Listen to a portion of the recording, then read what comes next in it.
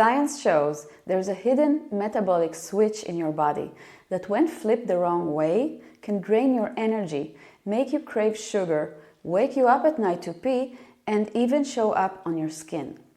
But what many people don't realize is that these symptoms often point to something very specific and very reversible. This condition is called insulin resistance. Most people only hear about it in the context of diabetes, when really it should be discussed first in the context of cancer risk. So in a moment, we'll go over 7 signs that may point to insulin resistance that seem completely unconnected but shouldn't be ignored.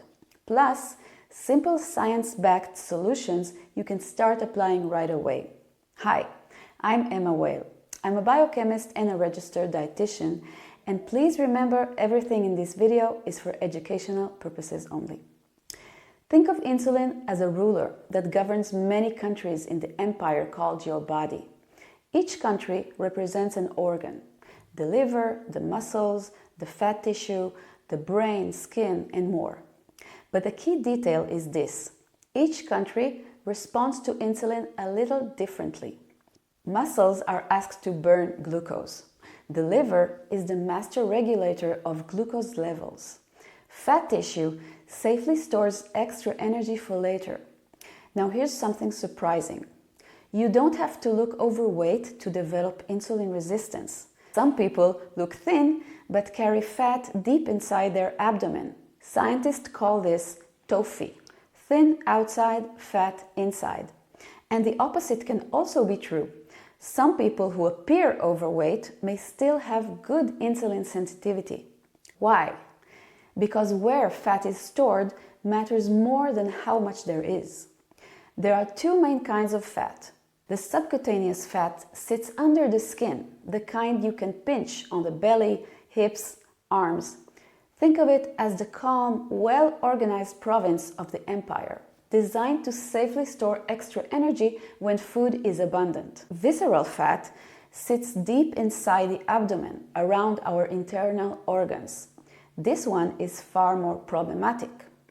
The abdominal space is already occupied with important organs, so it isn't built for large amounts of fat storage. When fat accumulates there, often due to other hormonal imbalances, visceral fat cells become oversized, and as they grow, they move farther away from nearby blood capillaries. This limits their oxygen supply, and some begin to die. The immune system troops move in, releasing inflammatory signals that start locally but eventually spread throughout the body. When this inflammation becomes chronic, it alters the environment around your cells, what we call the cellular microenvironment. Over time, this can support processes linked to cancer development and recurrence. But here's the key. To burn visceral fat and reduce inflammation, your body needs oxygen. Research consistently shows that aerobic activity, simple movements that increase oxygen flow, is the most effective way to reduce abdominal fat. And this process starts every time you go out for a walk. When visceral fat tissue becomes inflamed, cells stop responding properly and begin releasing fatty acids into the bloodstream. Many travel directly to the liver, where over time they contribute to fatty liver, our first sign, and to higher triglycerides, low HDL, and other metabolic disturbances known as dyslipidemia, our second sign. These excess fatty acids also enter muscle cells. When fat accumulates where it doesn't belong, it produces toxic molecules such as ceramides and deacylglycerols, or DAG, that block insulin signaling. Now, the liver and muscles also stop responding to insulin's orders. Sugar stays in the bloodstream instead of entering these tissues. This rise in blood glucose can be transient. It may not show up on fasting glucose test or hemoglobin A1C. Normal lab results don't rule out insulin resistance. Either way, elevated blood glucose is unacceptable to the ruler, so the pancreas sends out more insulin to restore the order. Have you noticed what just happened? We didn't eat any sugar or carbohydrates, and insulin still went up. This is insulin resistance. Chronically elevated insulin is one of the most studied mechanisms linking metabolic dysfunction to cancer cell growth. That's why catching these signs early matters. One simple way to help is take one meal during the day and replace the fast-digesting carbohydrates like rice, bread, or pasta with more greens, vegetables, and healthy fats. We reduce insulin spiking carbs and add anti-inflammatory support in a single move. Now, if you're watching this and thinking, I understand the science, but how do I actually apply this to my life? That question is exactly why I created Cancer Free, my community on School. It's where people come to learn the body's rules, apply them to their own life and situation, and build habits that stick alongside others on the same path. If that sounds like the kind of support you've been looking for, the link is in the description below. So how do we know if we have excess visceral fat accumulation? Waist circumference is a useful starting point.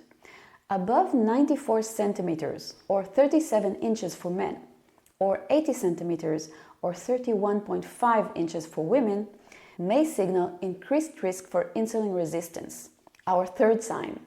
But those numbers don't tell you how insulin resistance actually feels in daily life. So let me show you through Sarah. Sarah is recovering from cancer treatment. She starts eating better and moving more, but fatigue keeps holding her back. By mid-morning, her energy drops. By afternoon, the cravings for something sweet feels impossible to ignore. She gives in, and the guilt creates more stress, which feeds the fatigue, and the cycle continues. Think of the body as a hybrid car. When everything works, it switches smoothly between gas and battery power. In the body, that translates to burning fat when food is scarce and using glucose when needed. This is metabolic flexibility. But Sarah's switch is faulty. Even though she has both fat and sugar stores, her body can't use them efficiently. She's dependent on a constant stream of carbohydrates just to function. In fact, one of the first studied root causes of cancer is chronic dysfunctional energy production. What Sarah would later realize is that she could break this cycle by activating one of the most powerful medicines already inside her, her muscles. Even in insulin resistance, muscle can become hungry for glucose without needing insulin.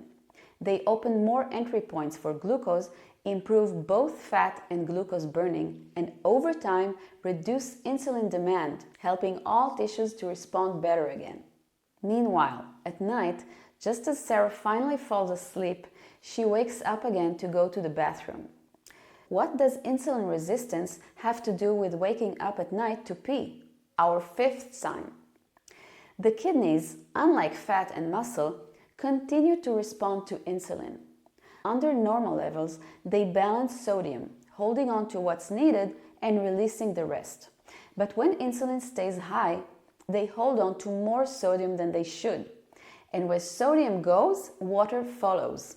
At night, this excess fluid returns to the bloodstream, signaling to the kidneys, remove it. And that's what wakes Sarah up. Disrupted sleep is also an independent risk factor for both insulin resistance and cancer.